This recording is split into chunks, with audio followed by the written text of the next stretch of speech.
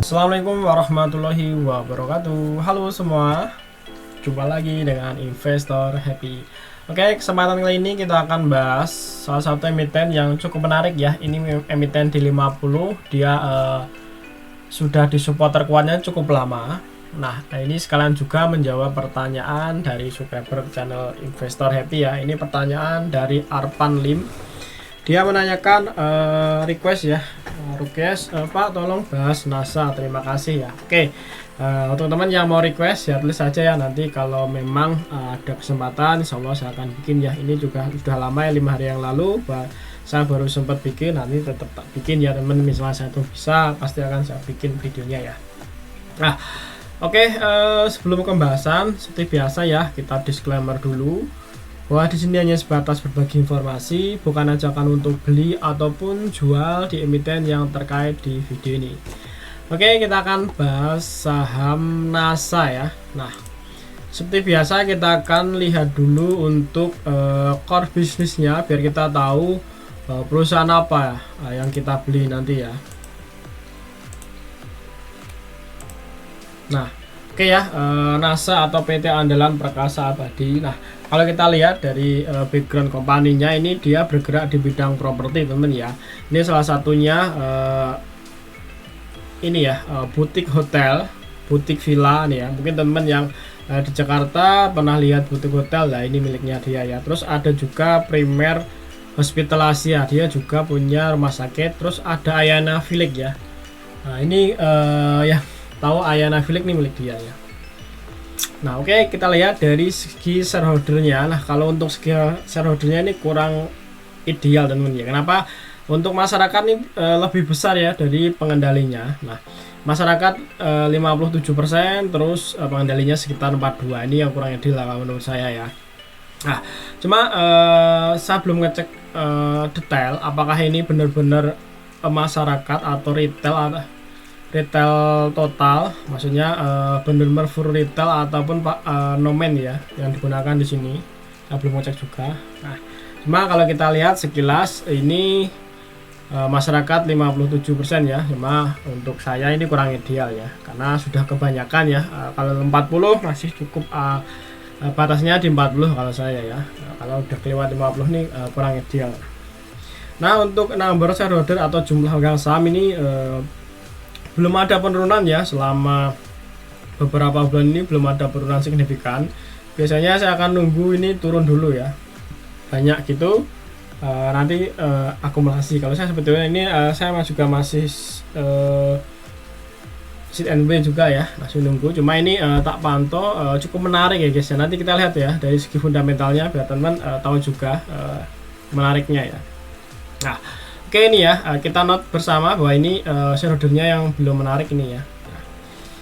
Oke, kita berikutnya kita lihat untuk seasonality biar kita tahu bulan yang mana yang paling menarik untuk kita akumulasi. Nah, kalau kita lihat ini memang selama beberapa bulan ini nggak ada yang ideal teman-teman ya. Cuma yang paling tertinggi itu di bulan Maret, setelah itu Mei. Ini yang paling tertinggi. Lainnya kurang ideal, bahkan tertingginya juga cuma 40% ya probabilitas untuk kenaikan. Jadi tidak bagus ya. Kalau di atas 60 75 tuh relatif menarik teman-teman ya. Nah, ini karena kalau 40% ya masih ada probabilitas 60% ya itu zong turun ya. Nah, seperti itu. Nah, oke, kalau kita lihat dari order booknya memang sini banyak ya di sini. Nah, ini teman silakan aja cek ya di detail order, biasanya akan ketahuan apakah ini lotnya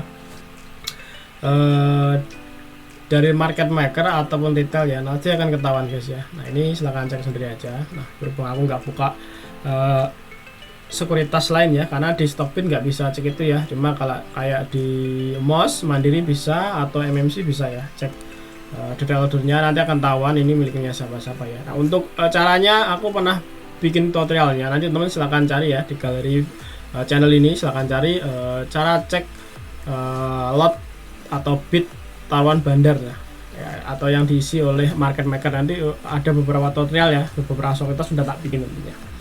Nah, oke, dari seasonality seperti itu. Untuk order booknya cukup banyak sebenarnya ya. Ini Terus kita lihat ya,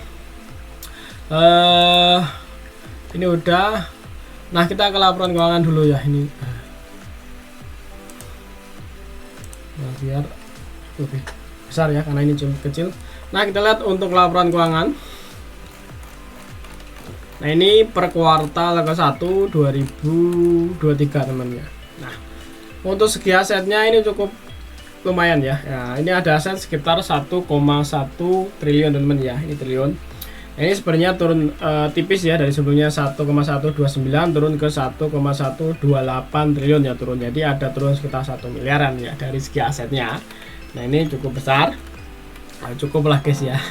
Nah, tidak besar tapi lumayan lah. Terus untuk segi ekuitasnya ini naik ya, naik sekitar 1 miliar. Nah, kita lihat ya untuk liabilitasnya ini sangat kecil ya. Kalau kita bandingkan dengan asetnya, ini kecil ya, hanya 5%an. Nah, ini cukup bagus ya. Nah, bagus kenapa? Sangat kecil liabilitasnya. Kalau kita seandainya terjadi kena apa-apa, ini tinggal dikurangin ini masih banyak ya, di asetnya masih banyak. Nah, seperti itu. Jadi sekitar ekuitasnya ini untuk bersihnya ya. Ekuitasnya itu kan liabilitas atau asetnya dikurangin liabilitas ya. Jadi ketemu ekuitasnya ini teman ya. Nah, ini sekitar 1 T-an ya untuk ekuitasnya, 1 T lebih 72 miliar. Nah, kita lihat untuk pendapatan. Nah, ini untuk pendapatan naik teman ya, dari sebelumnya 2,7 triliun naik ke 3,2 teman-teman ya. Ini ada kenaikan sekitar 5 ya, 5 miliar, 500 miliar. Nah, untuk beban pokok relatif naik juga, dari sebelumnya 102 miliar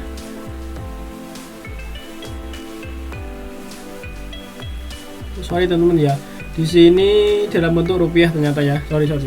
Nah, ini pendapatannya 2,7 miliar, naik ya ke 3,2 miliar teman ya. Nah, ini dari sisi pendapatan.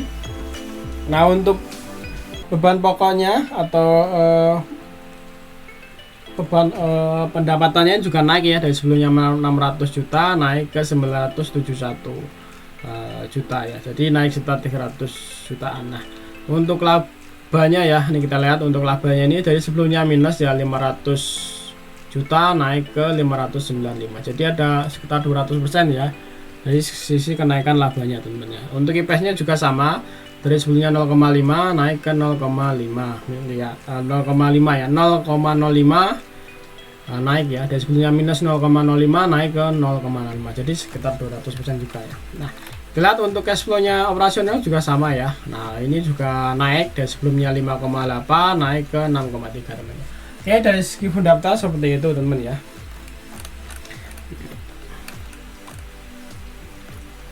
Nah, ini dari sebelumnya rugi menjadi cuan teman ya. Oke, berikutnya lagi kita ke teknikal teman ya. Nah, kalau kita lihat ini sudah support terkuatnya di 50, dia nggak bisa gerak. Nah, ini sering naik juga ya teman ya, sering naik juga. Ini waktu Januari kemarin sempat naik juga, setelah itu naik juga. Sebenarnya ini cukup menarik ya kalau kita beri ya, tapi saya juga belum positioning ya, masih lihat dulu, masih lihat datanya dulu ya. Nah, ini kalau kita beli di sini ya, resikonya satu ya teman ya, uang kita ketahan. Cuma kalau kita lihat dia suka naik ya, kita langsung TP sudah cuan teman ya. Nah, kita lihat dari 54 ke dari 50 ke 54 ini sekitar ya 7%. Cuma kita nggak tahu kapan dia akan gerak teman-teman ya. Nah, ini dari sini ya, ini September 2002 sampai hari ini kan Mei ya, jadi bulan 5 September bulan 9, jadi sekitar 3 tambah 8 bulan nggak gerak dia ya. Nah, ini sebenarnya ini cepat gerak ya, ini Juni, ini September bulan 6, 3 bulan baru gerak. Nah, ini sebenarnya sekali gerak kayak ini ya, sekali gerak dia juga naik tinggi juga ya. Nah, seperti itu. Cuma kalau kita lihat ke belakang, ini ya rata-rata setelah gerak dia masih ada pergerakan lagi ya.